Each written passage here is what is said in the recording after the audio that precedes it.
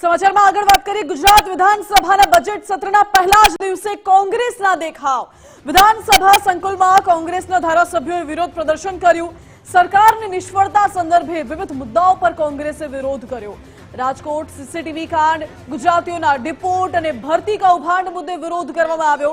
અમેરિકાથી ડિપોર્ટ કરાતા ભારતીયોને લઈને કોંગ્રેસે ઘેરાવ કર્યો।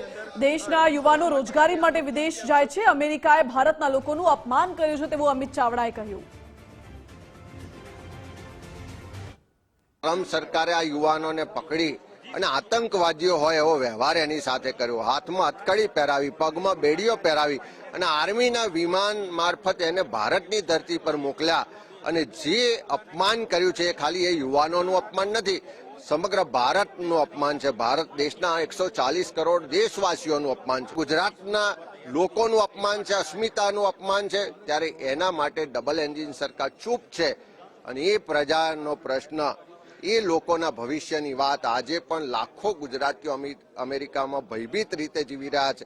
એ મુદ્દાને લઈને આજે કોંગ્રેસ પક્ષ વિધાનસભામાં પણ રજૂઆત કરશે। વિભાજનની અંદર આખા એનું જે પ્લાનિંગ થયું, પ્લાનિંગની અંદર જે ધારાસભ્ય હોય કે ત્યાં જે સ્થાનિક સંસ્થાઓ, સ્વૈચ્છિક સંસ્થાઓ જે ચલાવતા એમને કોઈને વિશ્વાસમાં લેવામાં આવ્યા નથી, એમને કોઈને કોઈ બાબતથી ધ્યાન દોરવામાં આવ્યું નથી। એટલે બાબતથી તો અમારો કાંકરેજ વિધાનસભા અને કાંકરેજ તાલુકાનો સૌથી મોટો સળગતો પ્રશ્ન છે કે કાંકરેજને બનાસકાંઠા જિલ્લામાં યથાવત રાખવામાં આવે। પોતાની જમીનો વેચીને, દેવું કરીને, લાખો રૂપિયા ખર્ચ કરીને પોતાનું ભવિષ્ય ઉજ્જવળ કરવા માટે, કારણ કે એમને એવું લાગી રહ્યું છે કે આ દેશમાં અમારું ભવિષ્ય અંધકારમય છે, અમારી પાસે કોઈ વિકલ્પ નથી, એટલા માટે કોઈક આશાસ્પદ ભવિષ્યની આશા લઈને એ લોકો ત્યાં પહોંચેલા હતા।